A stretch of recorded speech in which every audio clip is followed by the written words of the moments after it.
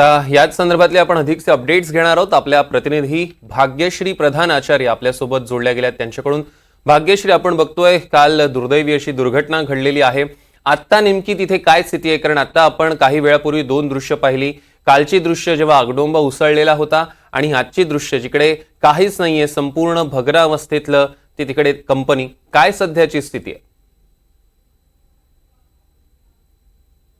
आपण बघतोय सौरभ, मी ज्या ठिकाणी हा स्फोट झालाय त्याच ठिकाणी उभी आहे। त्याच्या मागे अद्यापही बचाव कार्य सुरू आहे। आता देखील 3 मृतदेह तिथून बाहेर काढण्यात येत आहेत अशी सांगण्यात येत आहे। मात्र आपण जर पाहिलं तर कालपासून हे बचाव कार्य सुरू आहे। काल 1:42 हा मोठा स्फोट झाला। त्यानंतर एकंदरीतच सगळं जर बघितलं तर सगळं अस्ताव्यस्त झालेलं पाहायला मिळालं। आजूबाजूच्या बिल्डिंग्स देखील हादरल्या होत्या, त्याच्या काचा देखील फुटल्या। ह्या आधी देखील सौरभ 26 मे 2016 प्रोबेस नावाच्या कंपनीचा इथे स्फोट झालेला होता। त्यावेळेला देखील अशाच प्रकारचा हाहाकार उडालेला पाहायला मिळाला होता। त्यामध्ये देखील 12 लोक मृत्युमुखी पडले होते। आज पुन्हा तीच परिस्थिती ओढावली आहे। मात्र काल मुख्यमंत्री इथे येऊन गेले, घटनास्थळी त्यांनी भेट दिली। मृतांच्या नातेवाईकांना त्यांनी 5 लाखांची मदत घोषित केली आहे। तर जे उपचार चालू आहेत रुग्णांवर, त्या रुग्णांना उपचार शासनाकडून मोफत असतील असं देखील त्यांनी सांगितलंय। मात्र आता जर आपण बघितलं तर मागे अद्यापही मृतदेह काढण्याचं काम सुरू आहे। आपल्या समोर देखील मृतदेह काढतायत। जवळपास आत्ताही कळतंय की 3 मृतदेह आतमध्ये आहेत, पण ऑफिशियल आपल्याला कुठलीही माहिती अजून हाती आलेली नाही।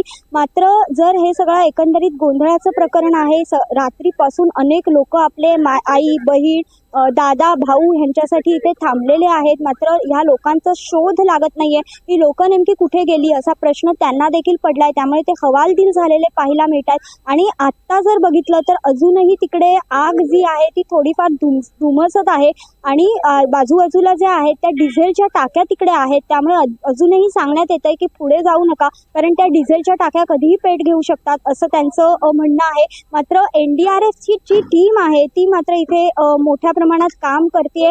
काल अग्निशमन दलाच्या जवळपास 25 ते 30 गाड्या इथे दाखल झालेल्या होत्या। त्यानंतर या आगीवर काबू मिळवण्यात यश आलेलं होतं। मात्र दुपारी 2 वाजता लागलेली आग, सुमारे 1:30 ते 2 वाजता लागलेली ही आग विझवण्यासाठी रात्रीचे 10 ते 11 वाजले। त्यानंतर देखील आज जर आपण ही दृश्य पाहतोय तर ते कंपनीचं एक गोष्ट देखील तिथे शिल्लक नाहीये।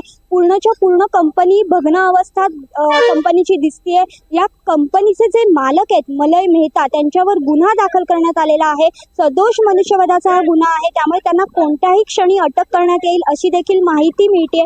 मात्र अद्यापही मृतांचा जो आकडा आहे तो कुठेही स्पष्ट येत नाहीये समोर। काल देखील 8 मुख्यमंत्र्यांकडनं सांगण्यात आलं होतं की 8 मृतदेह सापडलेत। मात्र त्यानंतर पोलिसांकडनं आज सकाळी सांगण्यात येत आहे की 5च सांगा म्हणून 5च मृतदेहांचा ते ग्वाही देत आहेत आणि पुढच्या ज्या आहेत त्या मृतदेह अजूनही काढण्याचं काम चालू आहे। त्यामुळे अद्यापही मृतांचा आकडा नेमका किती आहे तो स्पष्ट होत नाहीये। आतमध्ये कामगार किती काम करत होते ह्याची देखील कोणाला माहिती नाही।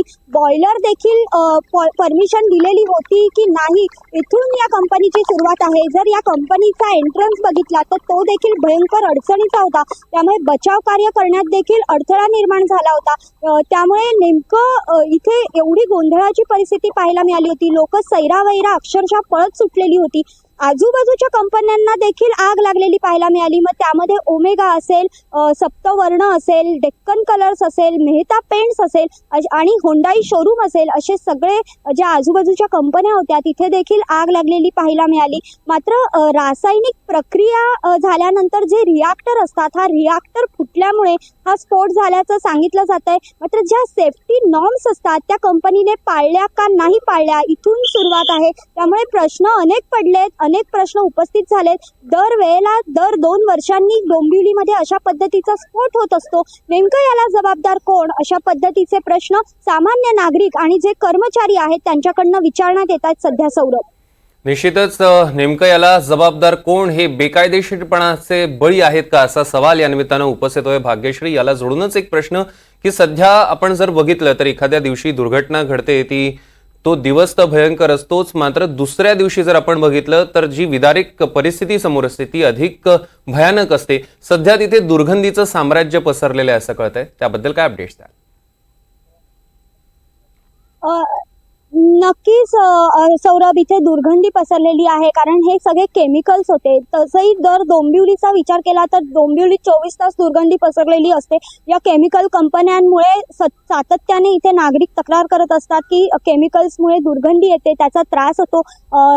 श्वसनाचे विकार अनेक MIDC भागातल्या लोकांना जडलेले आहेत. इथे नागरी वस्ती देखील आजूबाजूला मोठ्या प्रमाणात आहे सौरभ. त्यामुळे दुर्गंधीचा जो वास आहे तो संपूर्ण डोंबिवली परिसरात पसरलेला पाहायला मिळतोय.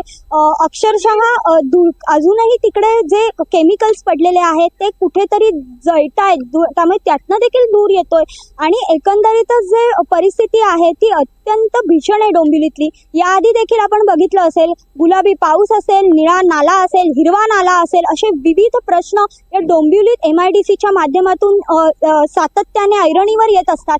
मात्र अद्यापही कुठलीही त्याच्यावर कारवाई होत नाही. हीच खरं तर खेदाची गोष्ट मानली जाते सौरभ डोंबिवलीकरांसाठी. निश्चितच भाग्यश्री, या संदर्भातले अधिकचे अपडेट्स आम्ही तुमच्याकडून घेणारच आहोत. तुर्तास धन्यवाद.